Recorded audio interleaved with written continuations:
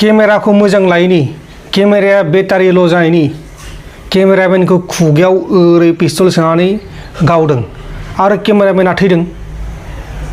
दा बे जाथायनि सायावनो सावरायगोन आरो लोगोसे जोंनि बे आसामनि हाग्रायाव फांसे दंफाङाव सानै हौवासा गथ'फोरनि दौलें लानाय सानै थैदों। दा बेफोरनि सायावनो सावरायगोन। खुलुमबाय, नोंथांमोनखौ बयखौबो बरायबाय। जायफोर बिथांमोना फेसबुक पेजाव नायगासिनो दङ, फेसबुक पेजखौ फल' खालाम आरो जाय बिथांमोना इउटुब चेनेलाव नायगासिनो दङ, इउटुब चेनेलखौ साबस्क्राइब खालाम। दा बे क्राइम निउसखौ फोसावगासिनो दङ। दा गोबां गिथाव बाथाव जाथाय जागासिनो दङ। अब्ला जों गिबियावनो नैबे केमेरामेननि जाथायखौ सावरायगोन। बार्थडे जादोंमोन। बार्थडेआव फिसाजोआ बुंदोंमोन, बार्थडेआव बाबा आंनि बार्थडेआव केमेरामेनबो नांगोन बा भिडिअ'ग्राफारबो नांगोन आरो फट'ग्राफारबो नांगोन बेबायदि होनना बुंदोंमोन। बेबायदि बुंनायखाय बिफाया फिसाजोनि बार्थडेआव भिडिअ'ग्राफार लेंहरदोंमोन आरो बार्थडेआ सोलिगासिनो दंमोन, गाजा गोमजा सोलिगासिनो दंमोन। जादोंमोन, लोंदोंमोन, सोरबा बेदर जादों, सोरबा मिरामिस जादों, सोरबा पनिर जादों, बायदि बायदि जागासिनो दंमोन, सोलिगासिनो दंमोन बार्थडेआ। आरो भिडिअ'ग्राफाराबो फैखाबायमोन। भिडिअ'ग्राफारा भिडिअ' बानायगासिनो दंमोन गावनि गोसो बायदि, जेरैबायदि बुंदों बिदिनो बानायदोंमोन। भिडिअ' खालामबाय थानायावनो एबारथ' भिडिअ'नि केमेरानि जायबा भिडिअ' केमेरा बिनि केमेरानि बेटारि थायोना, बे बेटारिया ल' जाबाय बा बेटारियानो जोब्बाय, भिडिअ' लानो हाला।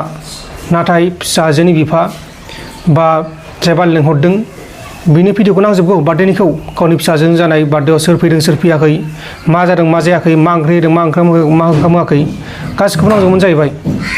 नाथाय केमेरायाथ' ल' जाबाय, बेटारि ल' जाबाय, केमेराया रेकर्ड जाला।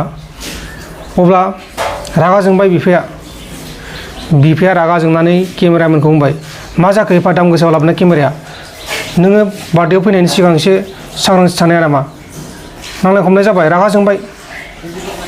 रागा जोंनानै पिस्तलखौ ओरै बख'बाय, खुगायाव ओरै सोबाय, थाव थैबाय केमेरामेना। दा बिदिनो जाथाय जायो। बे जाथाया जादों बिहाराव। बिहारनि दारबाङायाव सासे 22 बोसोर बैसोनि भिडिअ'ग्राफारा बार्थडे पार्टिनि भिडिअ'ग्राफि खालामनो थांनाय समाव भिडिअ' लाबाय थानाय समावनो बिनि केमेरानि बेटारिया ल' जानायाव भिडिअ'खौ मोजाङै लानो हायैनि जाहोनाव बेखौ लेंहरग्रा सुबुङा खुगायाव पिस्तल सोनानै गावदों आरो बुथारदों। बुथारजानाय भिडिअ'ग्राफारनि मुङा जाबाय सुशील कुमार सानी आरो गावथारग्रा सुबुंनि मुङा जाबाय राकेश सानी।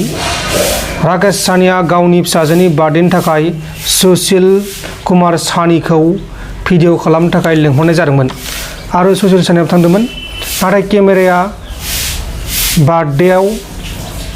केमेरानि बेटारिया बार्थडेनि भिडिअ' खालामबाय थानायाव ल' जानायाव भिडिअ'खौ मोजाङै लानो हायैनि जाहोनाव राकेशआ रागा जोंनानै पिस्तलखौ हरखाब दिहुननानै बे जाथायखौ इनाय खालामदों आरो जाथायखौ खालामखांनानै राकेश सानीया स्पटनिफ्राय खारलांदों। दा बे राकेश सानीखौ पुलिसा एरेस्ट खालामनो थाखाय नागिरगासिनो दङ। लोगोसे बे जाथायनि उनाव दसेनो दुंहाव थासारि। मा जाखो मा माखो? जागासिनो दंमोन, सोरबा लोंगासिनो दंमोन।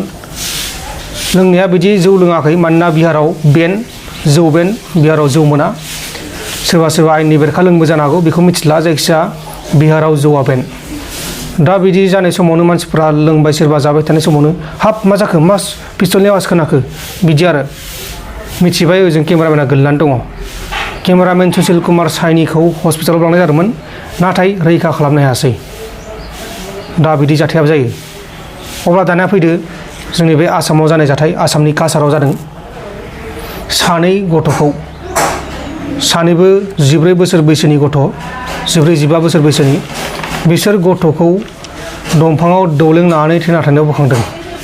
बे जाथायनि सायावनो सावरायगोन। काछार डिस्ट्रिक्टनि सिङाव थानाय हाथिसेरा बरकला हाग्रा ओनसोलाव सानै हौवासा गथ'खौ फांसे दंफाङाव दौलें लानानै थैना थानायाव बोखांदों। थैनाय सानै गथ'फोरा थांनाय 28 फेब्रुवारियावनो हाग्रायाव बन लायनो थांदोंमोन, नाथाय बन लायनो थांनायनि उननिफ्रायनो न' फारसे सफैयाखैमोन। उनाव गामिनि मानसिफोरा बिसोरखौ नागिरनो थांनायाव दंफाङाव आलना थानायावसो मोन्दों आरो बिसोरखौ सोरबा दुथांफोरा बुथारनानै आलना गालांदों होननानै सन्देह खालामनाय जादों। दा बे जाथायनि सायाव काछार पुलिसा गावसोरनि खामानिखौ मावगासिनो दङ। थैनाय गथ'फोरनि मुङा जाबाय बिकी मिर्जा आरो रामा गवाला, सानैबो 15 बोसोर बैसोनि। बिकी मिर्जा आरो रामा गवालाखौ दंफाङावसो मोननाय जादों।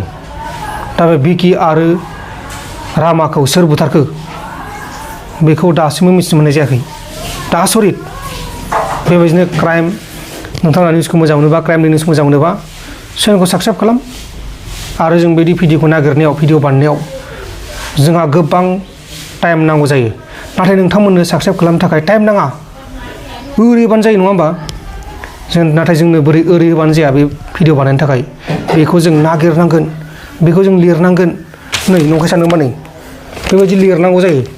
बेखौ लिरनायाव टाइम थांगोन मथा मथि 1 घन्टा। बेखौ माबायदि बुंनांगोन बेखौबो साननायावनो थांगोन आधा घन्टा। भिडिअ खालामनांगोन, बेयाव थांगोन आधा घन्टा। एडिट खालामनांगोन, बेयाव थांगोन 1 घन्टा। एडिट खालामबाय थानानै मालाबा फन फैयो, बे रायलायनांगोन आधा घन्टा। बेबायदि जाथाया जायो। दा बेनिखायनो जायफोरा टाइमखौ मैल्य सानो बा टाइमखौ मोजां सानो, टाइम गैया बायदि सानो, नोंथांनाव टाइम दं। दा जायफोरा भिडिअ नायदों ओरै होबानो जायोना। दा जियानो जादोंला नोंथांमोननि गोसो, ओरै होबानो खालामगोन ना ओरै होनानै खालामा नोंथांमोननि गोसो।